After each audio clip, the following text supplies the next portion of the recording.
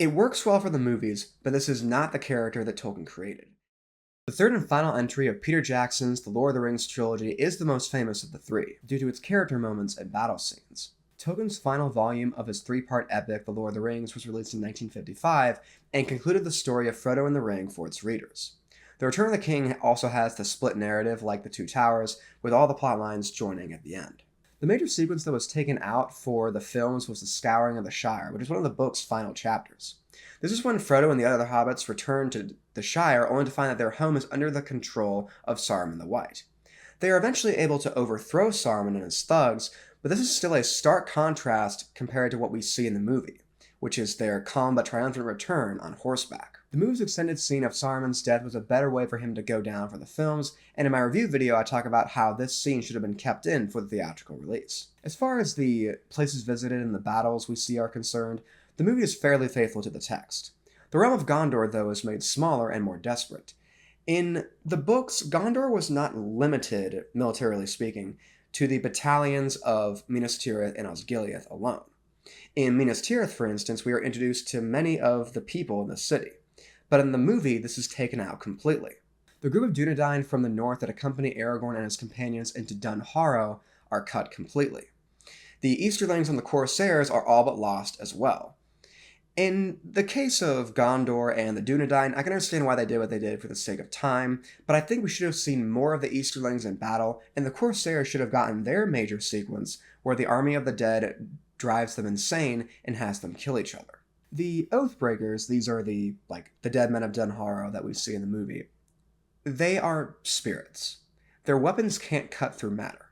They fight in psychological ways, and this is how they are able to help Aragorn and his companions take the Black Fleet. The Army of the Dead is not the hack to win the game like it is in the movie. It makes for a good sequence, sure, but it comes at a cost.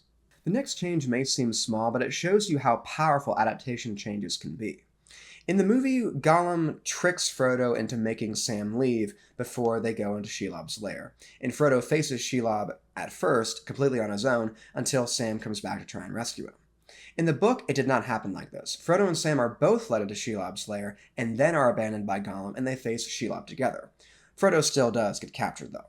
Another scene with Sam that was cut from the movie was when he decides on whether to try and rescue Frodo from the orcs that have taken him up to Cirith Ungol, or to continue on his own and try and destroy the ring by himself.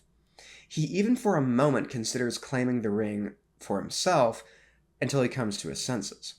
It's a small scene that was cut, but what it does do is that it adds depth to the character of Sam, whereas in the movie, he's just a stable and reliable character from start to finish. The next three characters that were changed are some big ones, so buckle up.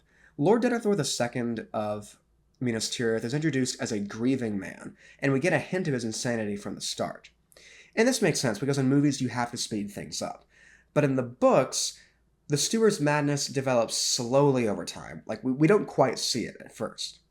The book even has Denethor using one of the Palantiri, which contributes to his eventual demise. Denethor is supposed to be the mad ruler, the king who resorts to darkness, and in the end, takes his own life. King Theoden is probably the most underrated character in these movies. His popularity is growing, and that's great, but much of the audience is still in the dark on this brilliant character that Tolkien created.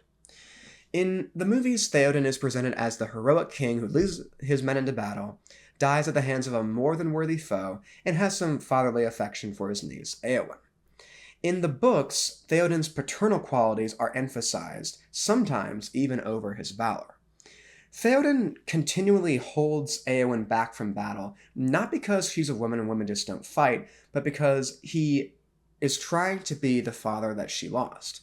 Theoden wants Merry to stay behind, not because he'll just be a burden on their journey, but because he cannot bear to lose him. He's seeing not just Eowyn, but also Merry as his little children that he has to protect. Theoden isn't being a conservative or condescending warlord, he's being an overprotective father. The bottom line here, though, is that he still feels guilty for not being there to protect his own son Theoden, who died off screen in the last film. Perhaps the biggest character change in the movies was Aragorn, the returning king of the title. The movies show Aragorn as the reclusive yet skilled ranger who decides to join the hobbits on their quest to destroy the ring. He is rejecting his noble heritage at first out of fear, and slowly decides to embrace it until he eventually becomes the king. His arc in the movies is closer to the typical hero's journey, almost like the arc of Luke Skywalker in the original Star Wars trilogy. It works well for the movies, but this is not the character that Tolkien created. In the books, Aragorn is ready to take up his mantle as the king of men from the start. He even has his sword reforged at the beginning of their journey rather than closer to its end. Aragorn keeping his identity under wraps was to keep Sauron in the dark about him until the proper time for him to use his inheritance to distract his old enemy. Aragorn wasn't hiding in the wild because he was scared, he was hiding because he was smart. The Return of the King shows what route of adaptation the specific people behind the scenes took the clearest. The movie is the most epic film fantasy of all time and nails many of its sequences. Despite being positive about most of the changes, there were still some things that I think could have been handled better. The Lord of the Rings, The Return of the King gets an adaptation score of 8 out of 10.